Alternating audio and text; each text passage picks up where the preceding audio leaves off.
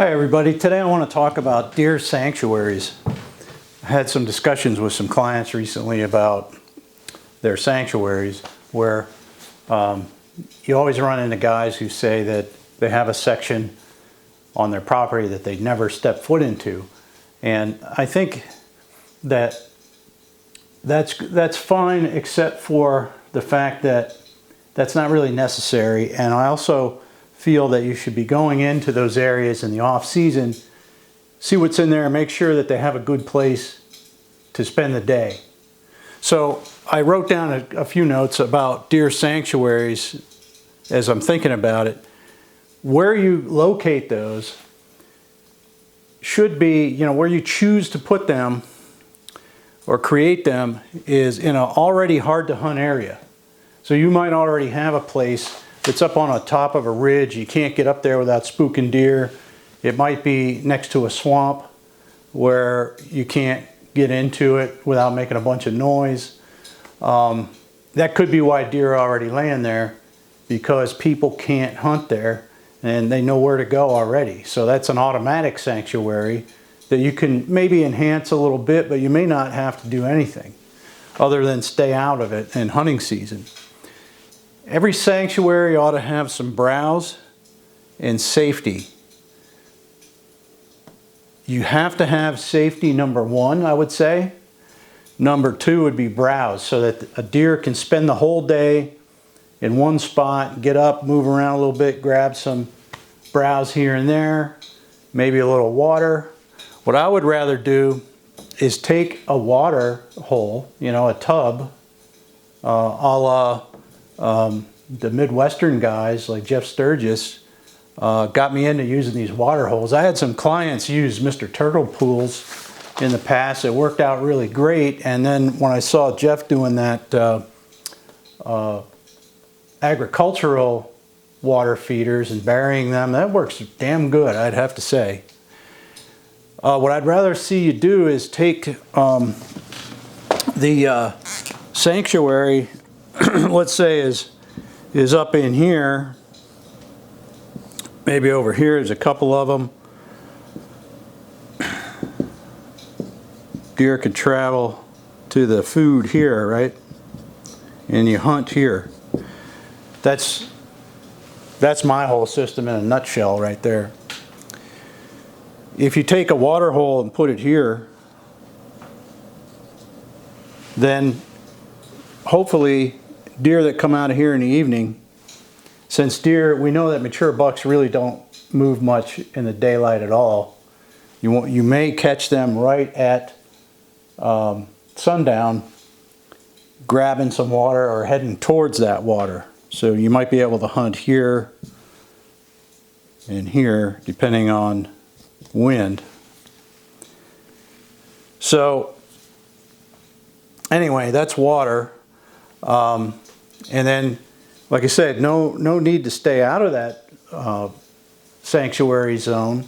You definitely want to get in there this time of year, cut some browse, get some buds and twigs on the ground, do some TSI. You may want to plant in the spring and early summer. And if you're in a state that you can use prescribed fire, that would be a great time to burn in the spring.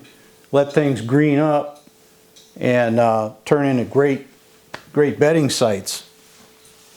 Now, when you're doing these kinds of intensive bedding area creations like you see on the internet all the time, that's better suited to areas that are highly fragmented. So those things work really great in the Midwest. So if you have like a landscape that is fragmented either by housing or farm fields or both, like let's say this is a square mile of ground out in Iowa. It's all cornfields and soybean fields, unfortunately, and down here you have a creek bottom. So you have all your cover in the fall. Once the crops are down, all your cover is right here. Creek, they often branch off.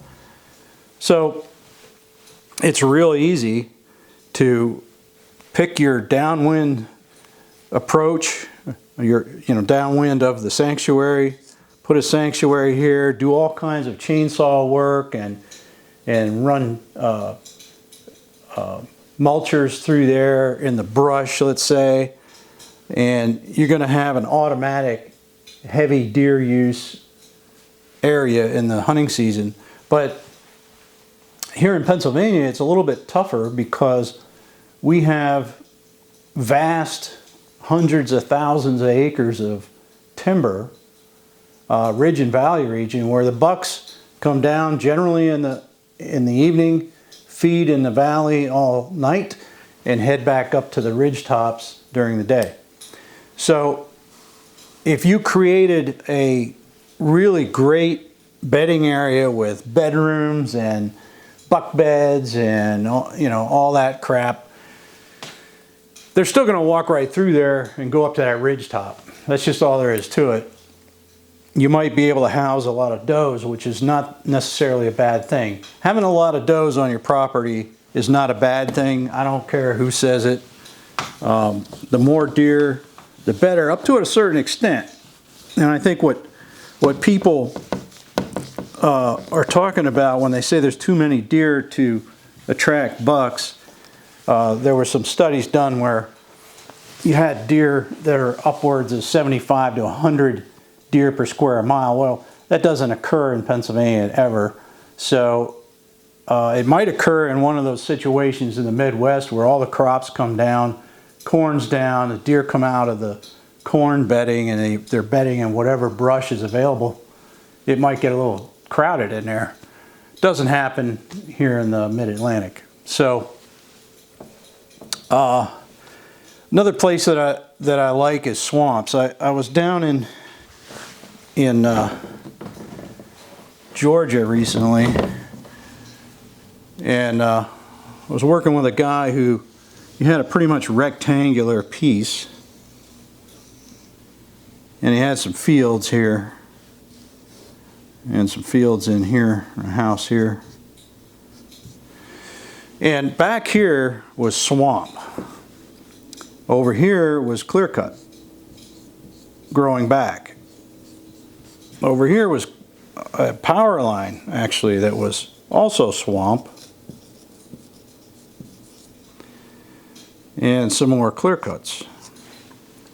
So what I noticed was that deer weren't spending the day on his property at all. They were coming in this way, not even much that way, but mostly like this from this clear cut. And I think since just observing the deer, they all had wet feet. Their legs were covered in mud up to the knees. So there was a swamp out here somewhere that they were laying in. So what I recommended was that, keep excellent food up this way. Keep your food up here, of course. And then, there were stands here and stands here, like that. I would take all these stands out, take your chainsaw, and TSI this whole thing. That way, you pull deer out of those swamps so they bed here.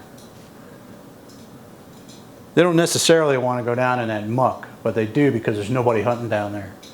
If nobody ever hunted here, they'd probably bed here as long as there was some side cover. And then hunt like this, okay? Put a stand here, stands along the periphery. There's already a good road getting you to those spots. So don't hunt here, and don't hunt here. Don't hunt on your food plots. Don't hunt in your sanctuary. Make sure the sanctuary is very safe, has some browse, and possibly some water. And that'll get you to where you want to be. Like I said, you're not going to attract and hold a particular buck or attract just bucks to any particular thing that you do, okay? A lot of people are selling you a bill of goods, trying to tell you that they can show you how to create buck beds that only bucks will live in. And the main thing is to have a place that is very secluded and very safe and quiet for deer. Doesn't even matter if it's right next to a highway. A friend of mine went hunting in Kansas. I shot this big 145 incher, big 250-pound buck. I could hear people playing in their yards behind me, a couple hundred yards away, and there was a creek there and some guys were fishing. It all depends on who walks around in that area, what kind of human activity is going on. If you're on a farm where the farmer is constantly back and forth doing his thing, as long as he doesn't step outside of his normal routine, you're fine. Same with a highway. Deer are perfectly comfortable next to a highway. I hunt a piece of land in New York where there's a lot of truck traffic going to a chicken farm, and they got their Jake brakes coming down the hill, making all kinds of racket. You'd think that would scare the deer away. They don't even turn their ear towards that anymore because they were born and raised around there, and they know that those trucks do that. So I guess that's about it for sanctuaries. To create these, I can help you with choosing what trees to work on for TSI. We can do some logging in some of these places to create bedding areas. We're going to start a logging job just for that purpose here pretty soon, as I can get a logging crew on there. It's probably going to be after the frozen time, and then after the mud season after that, the way it looks now. So stay tuned for that video, because that's going to be interesting. We're going to do some heavy logging in there. We're going to make a mess, and we're going to do hinge cutting on top of that, the logging job as well. It's going to turn it into a terrific hunting spot for that landowner. It's a small property, very fragmented, like I was saying down here, where there's 50 acres in a parcel like this, a road along here, farm here, woods, small woodlot, and the rest of it, this is housing. And if you look at the landscape from Google Earth, you can see that out this way, this way, this way, everywhere you look, there's housing developments. So there's very little place for a deer to go. And if I thicken this up, this is all mature timber.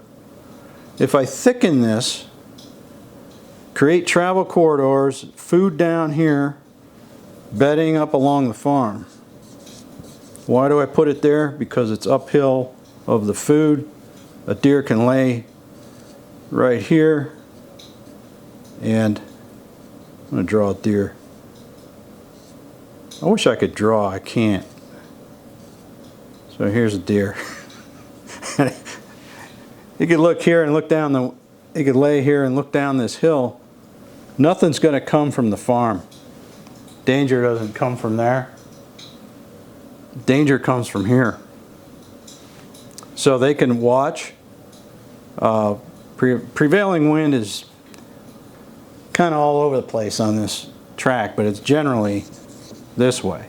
So a deer can watch down the hill, smell any danger coming from upwind or out in this farm field, which it I'm sure never does. So that way this guy can come out of his house, which is down here, and depending on what the wind's doing, he can drive out, drive up this road. I have a stand and a small food plot right here that he can walk up to. If the wind is really squirrely, he can stay down on this side of the food, because I think the deer come out of there and go to some soybeans that are down this way. And then I know there's bedding over here. There's a house like right here. These deer in suburban areas, they will use housing developments as sanctuaries. So that's something to keep in mind too. Okay, well, that's about it for sanctuaries. If you have any questions or comments, you want to tell me I'm full of crap or whatever, give me a call or comment down below. If you need forestry or real estate services or habitat management advice, get in touch with me. The contact information is down in the description. You can call me anytime. Phone calls are free. And you know, we can get your land up on Onyx or something and discuss it. And then if you decide you want to have some professional advice, just give me a call and we'll set something up. All right, I'll catch you on the next video. Be sure and hit the like and subscribe button and click on the bell so you'll be notified when there's a new video. And comment down below and let me know if there's anything you'd like to know more about.